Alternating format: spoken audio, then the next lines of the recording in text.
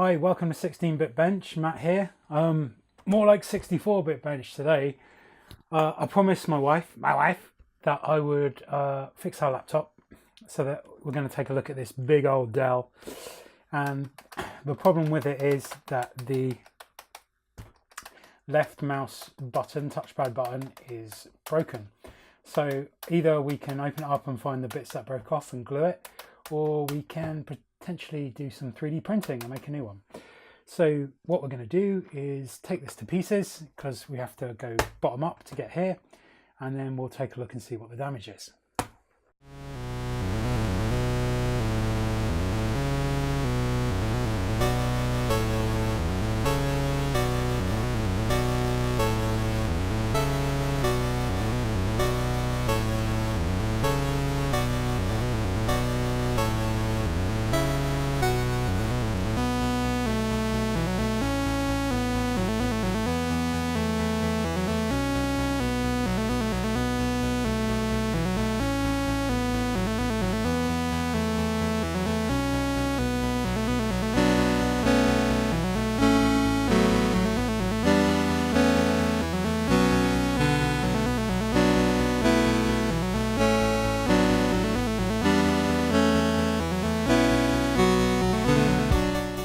I was a bit more ham-fisted than I really would have liked to have been, which was silly.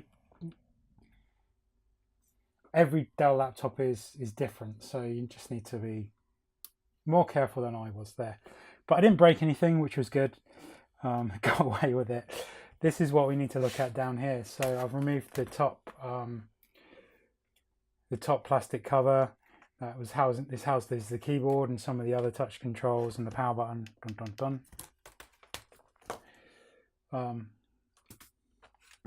So yeah, we just need to remove this plate. It's really just this bit here, which is the bit that this dark blue plate, which is holding the touch buttons.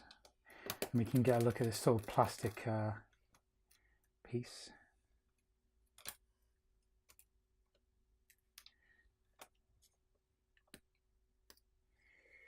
So yeah, there's just the left and right mouse buttons on a little PCB. And then here we can see what the problem is. And it's that the button is completely separated away from its housing. So there's some bits of plastic here that have fallen off. Gluing may not be an option. Gluing may not solve this problem. It's a bit shit design really on Dell's part. The entire sort of return action on the buttons is dependent on this plastic, two little plastic tines that are coming down to this sort of main bit here, and basically that's just going to fail after a couple of 100,000 presses, which is what this has got. That's just going to snap. So what should we do? Well, I mean, glue would be the neater solution.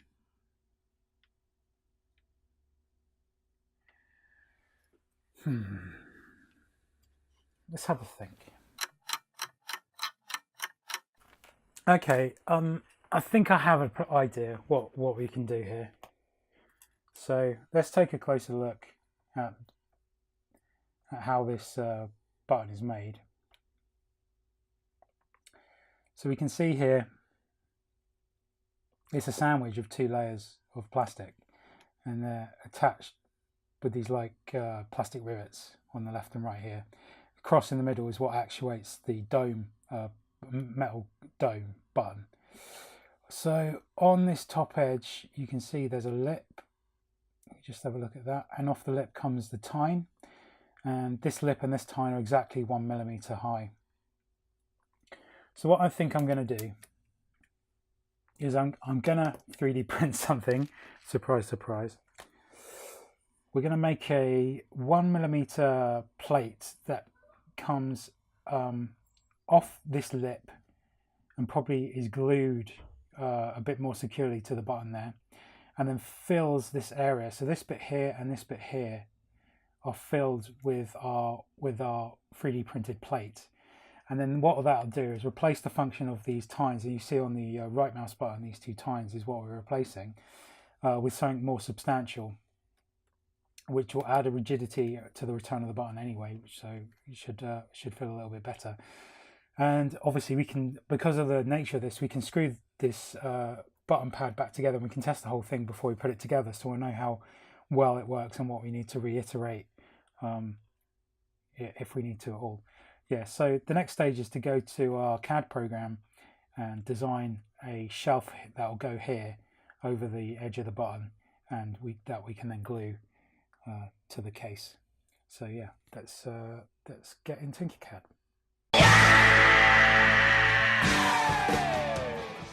I'm using Tinkercad for most of my projects. You can see here a lot of the Game Gear parts and some other weird little things that I've been making.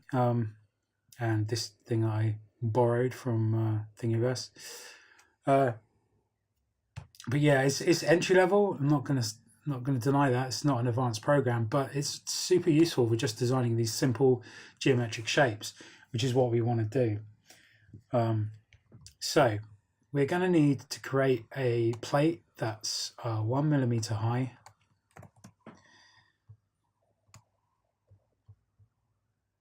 And then adheres to what we need. So I'm going to measure 11.2. Actually, let's make a note of this. 11 mils, 18 millimeters. Do you reckon 11? 35.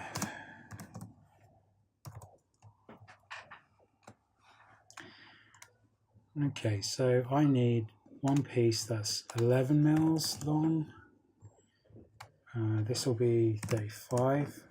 Yeah, we come 11 mils that way, so need one piece 11 by 11. Need another one. Still 1 mil high, 11 mils deep, but this one will be 18 mils that way. Then I need another plate, and that will be 35 long,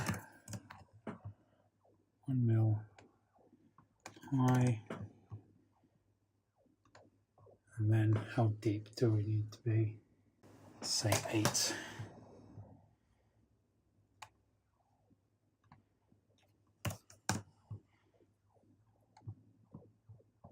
So really rough at the moment.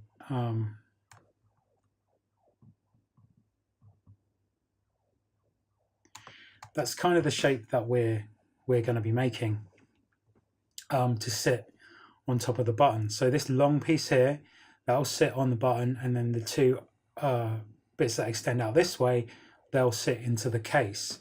So this replaces the two tines with two basically great big thick blocks. Yeah, so I just need to measure to work out optimal placement.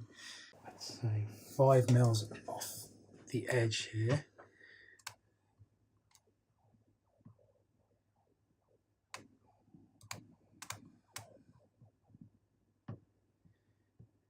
So it's useful. It gives you these kind of offset measurements in Tinkercad, which make it much easier for figuring this sort of stuff out. Then I'm going to come. Do I need to? Yeah, I'll come 1 mil in. Actually, it's come 2 mils in, and we'll do the same on that one. Then the long one, that only needs to be, I'd say, 2 mils from the edge. So we come 2 mils this way. So that's the kind of shape I think we need. So what I'm going to do is group that together, and we'll export that. We'll give it a name first, Dell mouse button support. We'll export that into our slicer. Sorry, the word escaped me. Okay, so we can see down here that 100% infill and maximum, minimum layer height is just a 20-minute print. If you change these numbers, then you'll see this changes. But now I'll have a significantly weaker object. So I think for this one, probably 0.1. Yeah, 0.1 is probably good enough, especially because I'm not sure if this is going to work first time. But yeah, there we are. So that is our 3D object in our slicer. So now I just need to save it to a memory card and I can export it to my printer. Our print's just firing off now, so in about 10 minutes we should have the object we wanted. There it goes. So check back in a bit and we'll see what we found.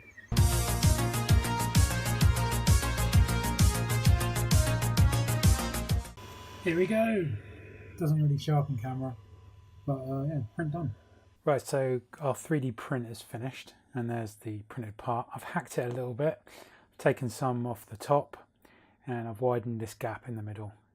I'm not going to reprint it for those reasons, because it's just a bit of plastic. But yeah, I think that fits in. So that will go in this position here, and support the switch beneath. So now what we need to do is we need to hack away at some of the excess plastic. So let's just take another shot with the camera there. So you can see there's that lip on the button, and that's in the way now. We're replacing that lip with the piece of 3D printed plastic that we made. So yeah, we're going to cut that off, and that should allow the button to sit better.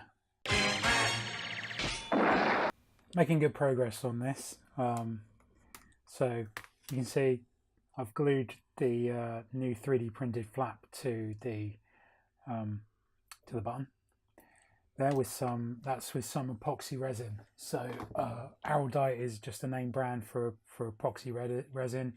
This is a rapid one which takes 5 minutes to sort of cure and then about another 24 hours to set properly. So it's good for rapid stuff like this. So I can see our button's going to fit there. Then what I'll do is I'll position it, clamp it, run another bead of epoxy along the top of the button there, so to the top edge. I don't want to coat the whole surface and then glue it down, because then it just won't move. It will just be stuck there, and you won't be able to press it anymore. One thing I didn't really pick up on before is this top bit snapped as well. There's a tine here which is snapped off of the top of the button. You shouldn't be able to remove this button at all. It should be plastic welded in by the tines that it's connected to, but it's completely snapped off. So once I've clamped and positioned the button there, I'll run another bit of epoxy on this tine here, and hopefully that'll be enough to secure it. So we'll glue those two things up, and then we'll come back to see how good our button is afterwards. The glue is cured to the point where you can mess around, but not to the point where I can actually remove this piece of tape without causing a problem. So if we just take a look at the other side, here's our button. So this was the broken button. As you can see, it's pretty solidly in position now. I don't think that's going anywhere. Yeah, to the trained eye, you can see it's probably not exactly centered, but my wife won't notice. And she'll be happy that she got a laptop back. So yeah, we're going to leave that for a couple of hours to fully go off before we can remove the supporting tape, and then we'll put the laptop back together, and we'll give it a proper test just to make sure we haven't broken anything.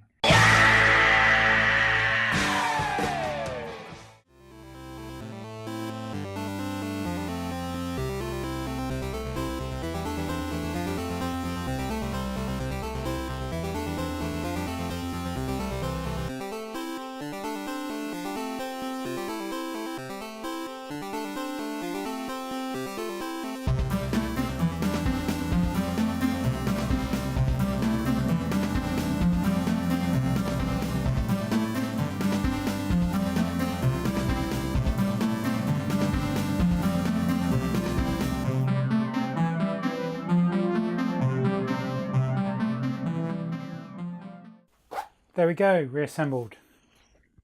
Let's take a look inside. I haven't powered it on actually, so I don't know even if the battery was charged.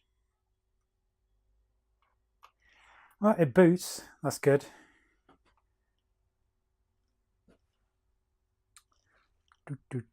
Shall we fast forward the boot process? Okay, well, it's powered on, and we're booted up, and I can see the screen, and the mouse still works, the keyboard still works. I can't remember what our password is, but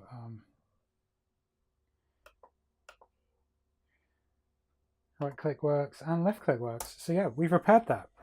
So what we did was the right, is that the right mouse button? Yeah, the right mouse button was loose from overuse. So we opened it up and we found that inside all these little plastic tines had snapped and broken away. So we replaced that with a small 3D printed plate, which was 1mm high and designed to fit in that space. I then had to hack it around a little bit with a craft knife to get it to the right size and shape, and then we used some epoxy resin to affix it to the plastic, and then we put it together. Thanks for dropping by. I hope you found it useful. It's a bit of a weird repair, that one. If I hadn't glued it, then you would have had to replace probably this entire upper front plastic panel, because it's all it doesn't look to me like the switches are available as a separate part, because they're kind of plastic welded to this. So you'd need to replace the entire upper panel just to replace that one switch, which is a bit crazy. So yeah, with the use of a 3D printed part and some glue, we've repaired that. So if you found the video useful, please like and subscribe to the channel. Follow us on Facebook and Twitter, 16-Bit Bench.